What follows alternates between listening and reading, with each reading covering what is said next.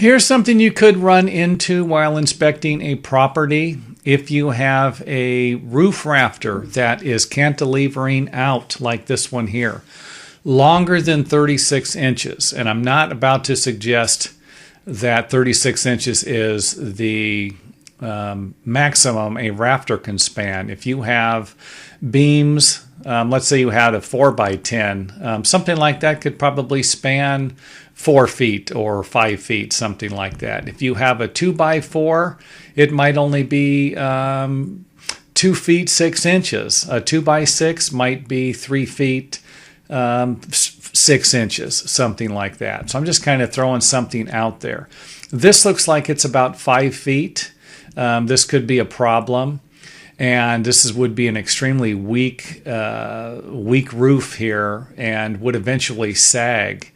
And first thing you would want to do if you come across something like this, you look down, see what type of a patio, what type of a walkway they're using.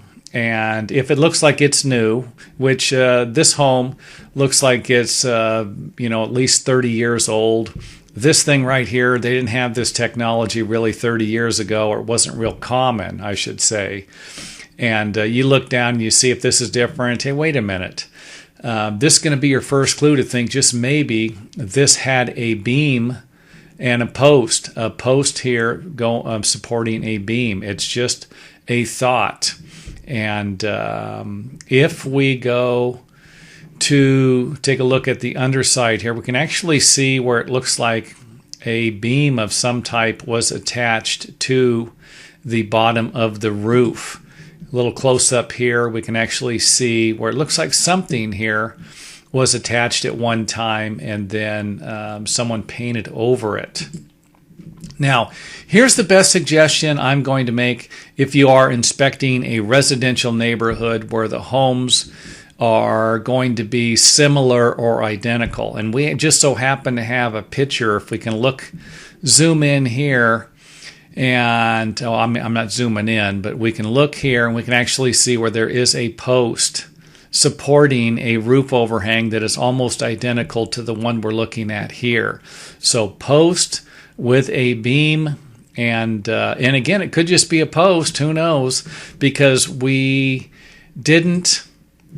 the stucco over here wasn't damaged. So I didn't take a look. If I would have got a close-up, when I go taking my pictures, sometimes I can't get all the pictures I need, but it doesn't look like the stucco was damaged over here. But it does look like we had activity of a beam underneath it, which gives us a suggestion. So the first things you're going to want to look at when you come to an overhang, look at the patio, see if it's new. Because there's a lot of times I'll come to a patio when I'm inspecting something, and you'll see the base post connector, a piece of metal that's either cut off or damaged.